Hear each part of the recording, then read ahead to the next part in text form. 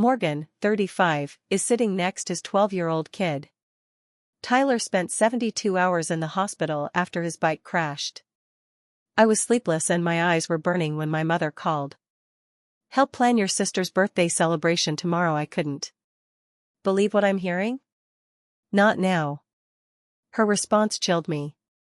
"Hanging up and deleting her number. If you don't come, I'll cut you off." Have you watched today? Like and subscribe to hear what my son said when he finally woke up. Growing up in our clean Connecticut suburb, I learned early that only excellence was acceptable. My mother Barbara dominated our home with unrealistic demands and conditional love. My younger sister Vanessa was the golden kid from the start with her piano talent.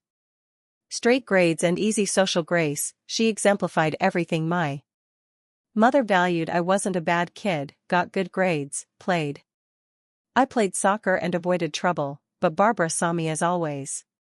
"Why can't you be more like your sister?" was my childhood soundtrack. If Vanessa brought home an A, B+ was disappointing. If she won talent show first place, my third place soccer tournament trophy was barely noticed. Dad worked long hours at working for his accounting firm and traveling for business.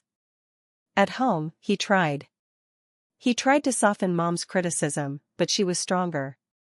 "Wants what's best for you, Morgan," he said tiredly, but she felt I should become a carbon replica of Vanessa. By high school, I stopped competing.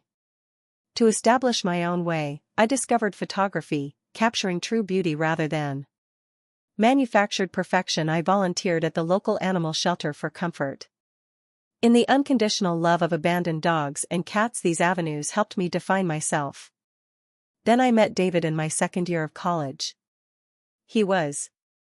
David saw me for who I was, a ROC scholarship engineer planning to join the army after graduation. He enjoyed my candid photos and stupid quips. For the first time, I felt truly valued.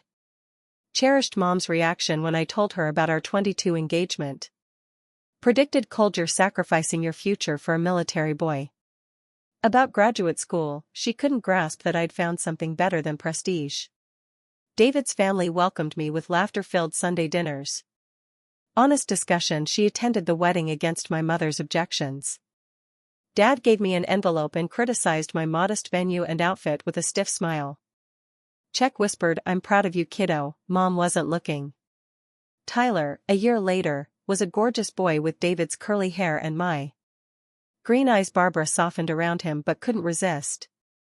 "Your caregiving is too much, Morgan. You'll pamper him or that pediatrician seems inexperienced." CDR. David deployed twice and we made it work for 7 years. Sometimes I needed my folks' help with Tyler during those months.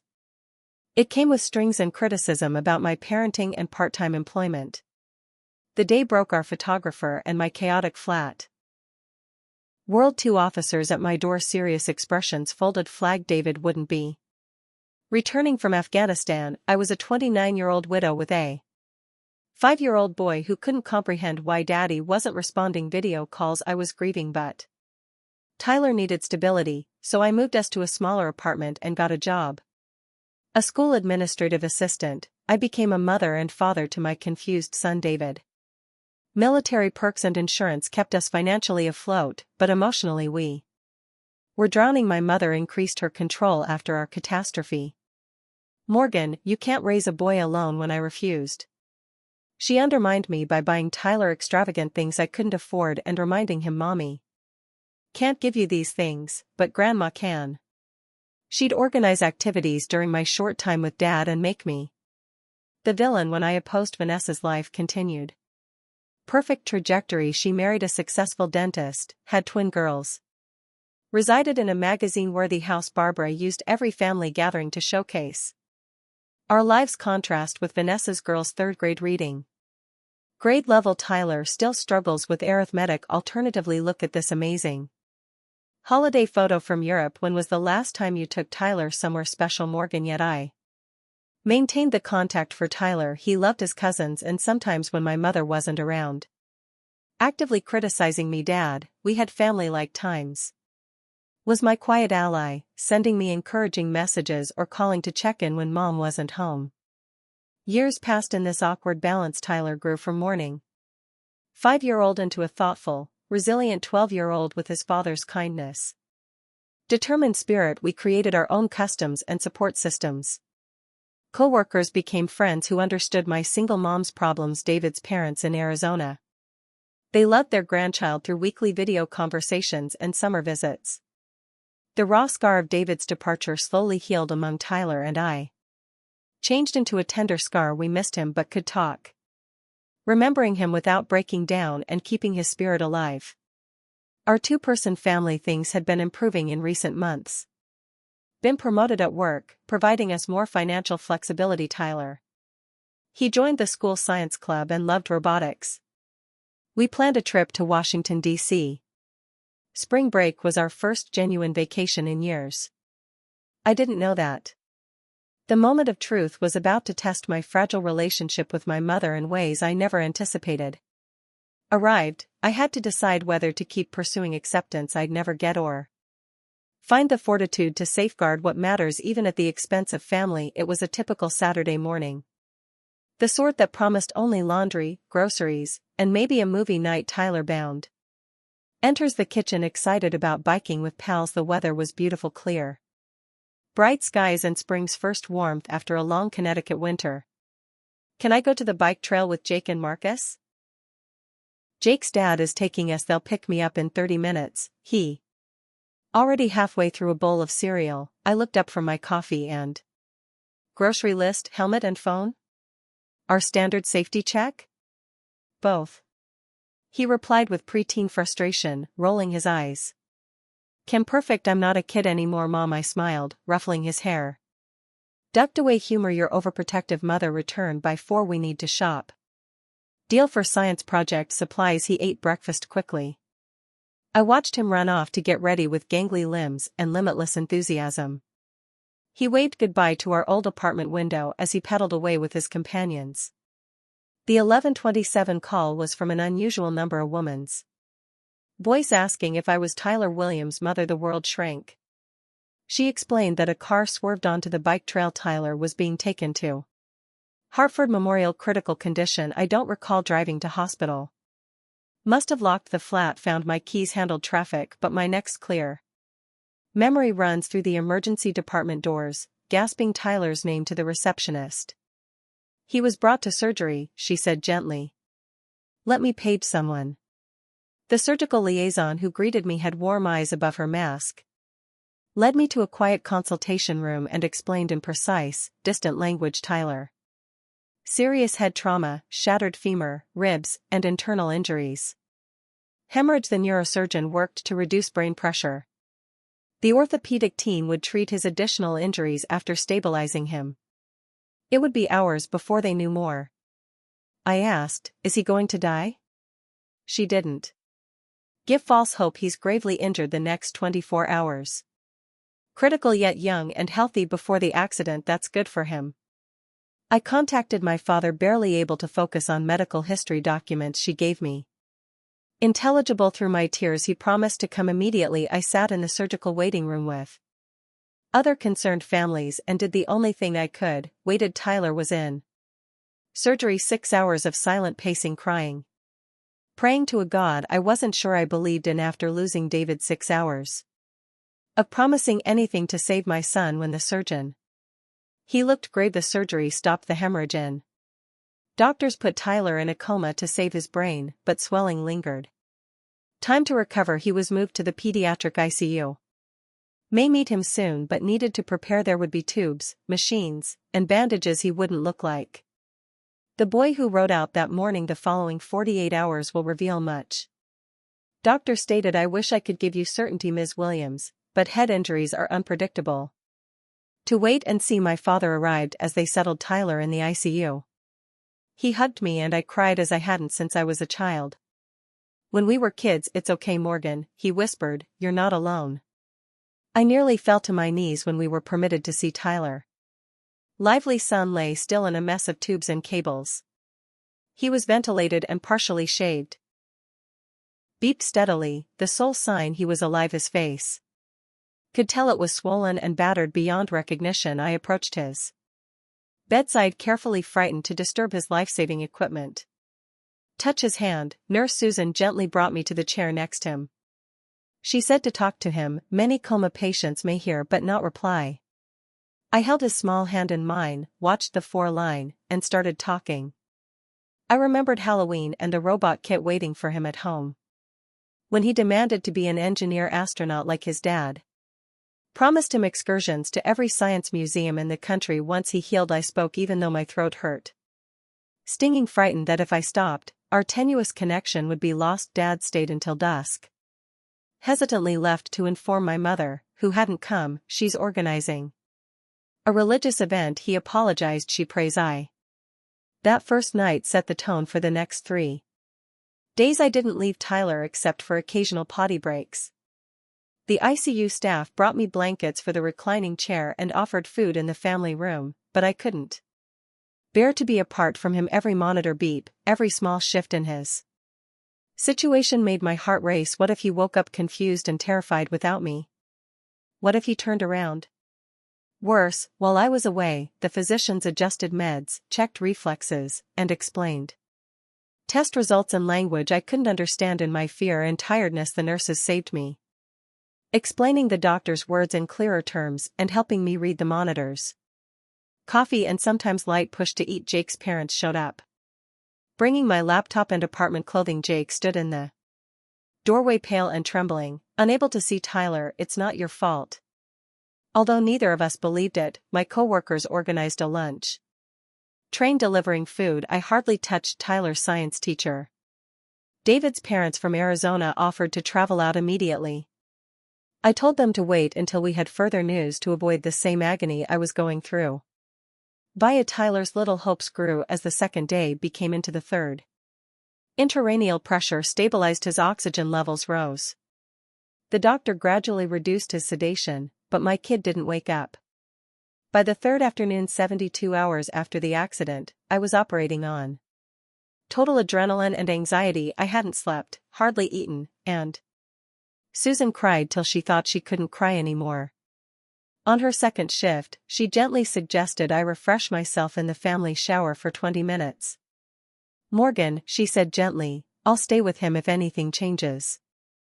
Anything, I'll get you right now, I grudgingly agreed, getting my coworkers clean clothes. I got my mother's call as I left. Name on screen. After 3 days of stillness, she called. Relief surged over me. Maybe she was coming to help after all. Maybe she'd grasped the severity of the situation.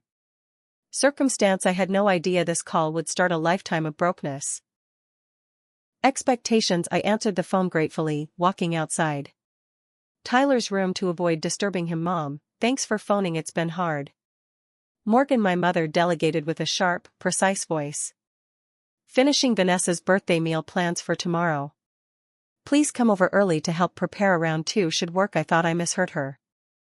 Mom, she couldn't talk about a birthday celebration when her grandchild was comatose in ICU. Can't leave the hospital. Tyler is critical. I spoke gently.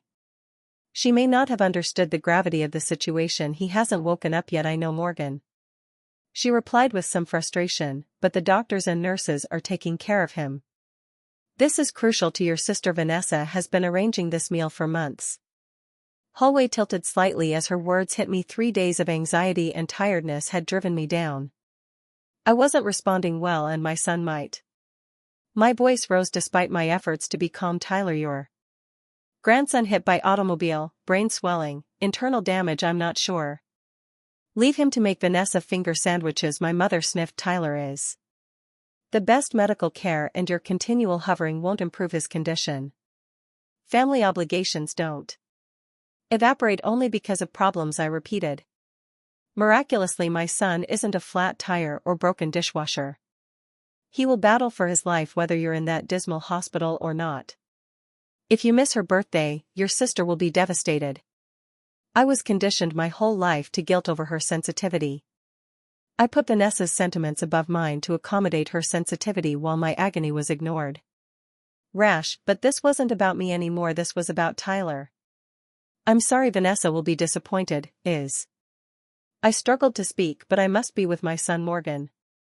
Williams, my mother's steely voice scared me from childhood. After everything your father and I have done for you, especially since David died. This is how you repay us. Do you know how? If you're not there, I'll notify our church friends. A nurse went by and seemed worried. Recognized I was shaking with my free hand in a fist at my side. When David was mentioned as a manipulative tool, I felt something. What had compacted 3 days of anxiety into a diamond-hard resolve? You helped me after David died. Mom silently critiqued my parenting. Attacked my decisions. Utilized your financial power to make Tyler feel our deprivation. Tell me what? Support without strings? How can you? She gasped. We've given you money when you needed it. We've kept you at family gatherings despite your continuous attitude. Relationship with Tyler even though you moved him across town. Each charge hit hard. Strike instead of cowering, I stood straighter. I moved across town to afford an apartment near a good school. I've never had an attitude. Regarding family reunions, please respect my work schedule and Tyler's activities. You've given us money occasionally, always reminding us we need your charity so much and are lucky to have it. She puffed. You turn everything into an assault on this victim. Tyler's mentality is unhealthy. Look where your independence has led you. The idea that Tyler's accident was caused by my poor parenting made me cold. Could not speak. Her comments fueled my guilt since the accident. If I'd prevented him from riding that trail, if I'd driven him, if I'd been a better mother. Morgan. Mother said be reasonable. The party starts at 6. You can help with hospital preparations in the morning, attend supper, and return before Tyler knows you we're gone. Your stubbornness has always doomed you. I looked back through Tyler's window and saw Susan gently adjusting his blanket. I couldn't join my son's war, but I could be there when he opened his eyes. Excuse me, Mom, I won't leave my son alone. Hospital to attend a birthday celebration, nor for Vanessa, nor for you. Take that tone with me, girl, she snapped. I'm your mother. I surprised myself by saying respect goes both ways. Quiet, you're disrespecting Tyler and I right now. Through I see her voice grew chilly. Just to clarify, Morgan. Your father and I have consequences if you don't do your family duty tomorrow. Supported you financially for years. Tyler's education trust fund. We can examine emergency funds. I have. Expecting numerous answers, but this blatant threat startled me. Are you actually threatening to cut off your grandson? Because I won't attend his birthday party in intensive care, I'm just emphasizing family loyalty. You choose. If you don't come, I'll cut you off. Moment my obligation bindings shattered, not my spirit. Guilt that held me to this poisonous relationship for 35 years with Crystal. Clarity. I noticed my mother's pattern that governed my life, conditional love, emotional manipulation. My voice was threatening if I didn't comply with her demands. You're correct, Mom, my option. Goodbye. I hung up and stood. First tears in days. Instead of overwhelming me, a weird serenity had settled over. Accessed my contacts, discovered my mother's entry, and after a moment. As I entered Tyler's room, Susan looked up. Concerned. Everything okay, hon? No, I spoke honestly, but I think someday. I sat beside Tyler's bed after showering. I felt liberated and frightened after losing ties with my mother. Left me almost lightened, like I'd dropped a long-held load. I forgot how it felt to stand upright, but as the hours passed, the beeping monitors and Tyler's ventilator hiss raised doubts. Rhythmic background to my spinning thoughts. Would my rash decision affect Tyler? The college trust money my parents established wasn't huge, but it represented security I couldn't supply myself and our shaky family connections despite everything. Tyler, 7, remembered loving his grandparents simply. After visiting my parents while I worked extra, his small face was serious as he inquired, Mommy, Grandma says, are we poor? Since I was folding laundry, the basket had slid from my hands, scattering clean garments on our modest living room floor. No, sweetheart, I said, kneeling. His level. We have everything, apartment, food, school. Most importantly, we have each other. Grandma says if you'd married someone with a job instead of a soldier, we'd have a big house like Aunt Vanessa. The memories hurt. Not only was insulting David's military service callous, but also confused Tyler. That evening, I reassured him that his father was a hero and that our existence was valuable as it was. Susan returned from her break with doubts sown and nourished by similar comments. Checking Tyler's vitals and charting his statistics are looking better, she noted. Blood pressure settling nicely, good indication for waking up? My query for days. It's not a terrible sign, she replied with the cautious optimism I've come to appreciate. His body is healing. The brain takes time, but everything I'm seeing shows he's on the right track. After she left, I held Tyler's hand again. I don't know if I did the right thing, buddy. Murmured. I couldn't leave you for anybody or anything. The day extended on.